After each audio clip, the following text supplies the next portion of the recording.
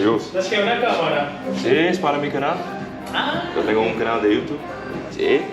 Es un video. ¿Quieres hacer? Ah, qué bonito. Yo.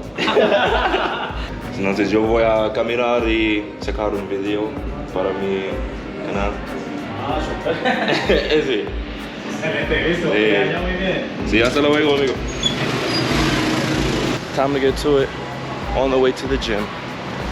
So, I wanted to pick up the camera today and talk to you guys a little bit. Yeah, I know last time you guys saw me, I had a retwist. Some time has passed in between them. I wanted to talk a little bit today just about how overall expenses are and how I've been affording to live here in Colombia. Hola, buenas. ¿Qué pasa? Lo siento, no tengo nada. But so I wanted to just talk a little bit about how I've been able to afford living in Colombia and just about essentially how affordable it is. It is a very beautiful country. I mean, I haven't even done an ounce of the sightseeing and touring that I would like to do, but I have traveled the country a lot and I have seen a lot, and I overall have experienced, you know, some of the cheaper sides of Colombia while also experiencing some of the more expensive sides of Colombia. And this video, basically, I'll just be breaking down how affordable it is to live here. I mean, of course, you hear all the different stories about people talking about how it's dirt cheap, and yeah, people talking about how they spent $1,000 in 5 days. So I definitely can say that I have a bit of experience living here, so I can talk about it. Yeah, without further ado, let's get right to it.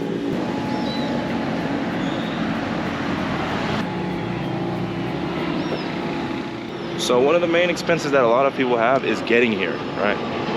How much is your flight? That really depends on the airline you fly with, really depends on where you're coming from. And for me, all of those things are really non-negotiables. I flew here from Phoenix, Arizona for about $150 one way because I wasn't planning on returning, and that might sound a little bit cryptic, but it's not. I was planning on returning, just didn't have a set date. There's also ways around getting to the airport, and you know, you don't have a return flight and you really want to go somewhere, you don't have a return flight, you don't know how long you're going to stay. Now I know this isn't everyone's case, but for me it was at the time, and there's ways around needing to book a flight at the airport so that you can leave. Talk about that more if y'all want me to, just let me know. And so, hola buena. ¿Qué pasó? ¿Quieres David? They were just giving me a general piece of advice. That's all it was. I'm gonna catch back up with you guys in a second. I'm actually about to get into this gym, and I typically don't like to film in the gym, just out of respect for everyone else. But I'll see you guys in a little bit.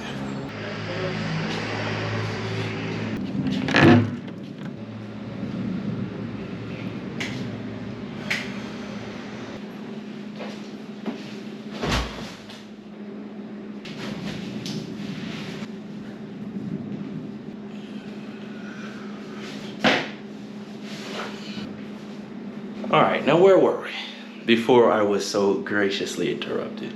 I mean, of course, question, what are the prices? So my first flight here, I think this is when I realized it was really affordable to travel. First time I came to Colombia back in 2022, I believe I paid $130 for a one-way here from LAX, and that just blew my mind. And then in my first month, I think I only spent about $1,500, and to some that's a lot of money. Yes, it is still a considerable amount of money, but I also traveled a lot within the country, did almost all the tourist attractions, including flights, bags, stays, everything. About a month, $1,500. So on this current trip that I'm on, my flight here is about $150, including my 23 kilo bag, and I would say that's pretty affordable. And with staying here also, I mean, of course, I'm gonna need to live somewhere, right? So the apartment that I'm now staying in is different than the one that I was originally staying in that you saw in the previous video. The apartment that I'm now staying in is about $700 a month, and I'll give you all a tour of it in a second. But the one that I was previously staying in was about $300 a month because I was living with a family, and that's $300 a month. I didn't even spend, I think, $600 in my first month living here in Colombia. And again, I don't know about to you all, but for me, that's not a lot of money. I'll just give you a quick tour of my apartment that I'm currently staying in. It's about $700 a month, like I said. I found it through Airbnb, so I didn't go through any specific Colombian website. Reached out to the host and asked if I could get a discount. which is something you can do if you didn't know. And they took me up on it, they obliged me, and so here I am. It's a beautiful studio apartment, and just let me know how you guys like it. So when you walk in, this is the lay of the land that you see, right? It's my sofa, turned into a little bit of a bed where I like to hang out every now and then. But unfortunately, there's no TV in front of it, so I just kind of hang out here, play some chess or whatever. Walk a little bit. We have my bathroom. It's a pretty good sized bathroom. You know what I mean? I have everything I need: toilet, shower, sink, myself. Behind me, we have our fridge, kitchen area, induction cooktop. You don't see microwaves a lot in Colombia, but since this place is more of like a modern take on it, you see a microwave. It's a full-size fridge. It's just a little bit smaller because the fridges here can be smaller. Walking over to the bedroom area. Here's my bedroom.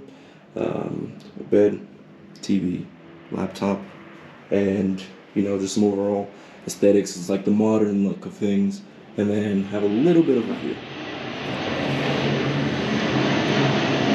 But yeah, this is my apartment. This is where I'll be staying for, I believe, the next month or 2 months. And like I mentioned, $700 a month. I take an Uber just about every day to school because my school is about 20 minutes from here. Uber is about $2 to $3 every day, one way. So in total each day I'm spending maximum $6 on Ubers, which at the end of the day I'm taking classes 5 days a week. That's about $30 a week on Ubers, which is some people's one way. Food, if you're wondering. So walk with me. As I mentioned, there's grocery stores and everything down the street, so I'm able to buy, food, snacks, or whatever, very reasonably priced. And another great thing that Colombia has is an app called Rappi. It's just like Uber Eats, but better. Walk with me. So you download the app, you put in your address, depending on what you're looking for, so you're gonna be looking for pharmacy items, you could be looking for stores to get bigger groceries, Rappi favors, where, say if I needed to send something to someone else, I could send them that, Rappi boat, Rappi pet for your pets, Rappi travel for tickets, more services. Now this one is wild, right? So you see that says ATM? I can request, and this is only for members with the Prime, Rappi Prime, but I can request cash to be delivered if I don't want to go to the ATM. Now ask me how many times I've done that. I cannot say. Tons of food options on here, and if you're like myself, you just got back home, you don't feel like cooking right away, you can order something, and on average I'm spending about $7 a meal. And that's if I'm ordering every single meal. So in a day I can spend $20, $21 if I order breakfast, lunch, and dinner. But again, I'm not usually doing that just because I like to cook myself breakfast, and for dinner I make stuff as well. So I'm usually spending around $7 a day on food. And recently I've been stopping by this restaurant, and this is my typical plate. And I mean, it has everything I need. It has protein, rice, carbs, and some salad. Yeah, it's pretty affordable here. I've been doing my best to be pretty intentional about how fairly easy it is to travel, and how not even easy, how affordable it can be. Like I went to places that I never believed that I would ever go to. I mean, I've gone wakeboarding in a reservoir in a city called Guatape, where there's this huge old rock. It's a beautiful old city, and there's just so much culture there. I went paragliding, and if that's the word, paragliding here in Medellin about a year ago. It was a beautiful experience, a crazy experience. I think it cost me maybe 100 US.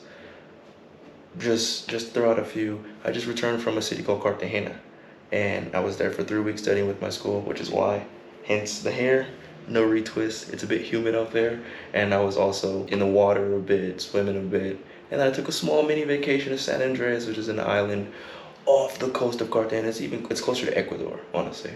But I did all of these things, and it's all been so very affordable. Like getting to Cartagena, I have to take a flight. Getting to San Andreas, I have to take a flight. Then I have to do all the return flights. And I mean, I'm living for a fraction of the price that I'd be living in the US. Like everything that I've done in 2 months, I believe, was my US rent for 1 month. But yeah, if you have any other questions about anything, you drop those in the comments. Again, I appreciate all the engagement. I appreciate all the love. See you guys in a second.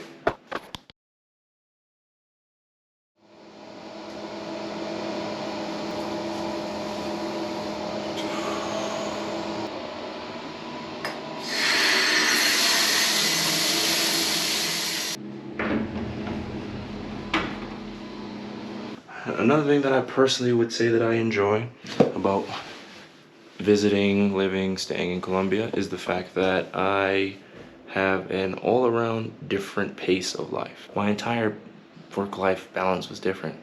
I didn't have one. Like, I did my best to have one, but I didn't really have one. And so living here, I like to say that my life is a lot slower and calmer, and that's just me personally. So with making the change, my work-life balance changed.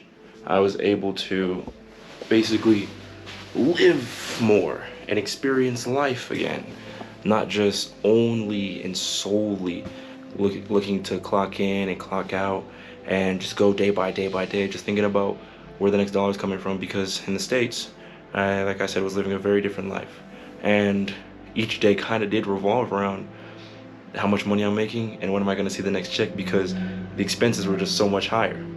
And for me personally, I like peace.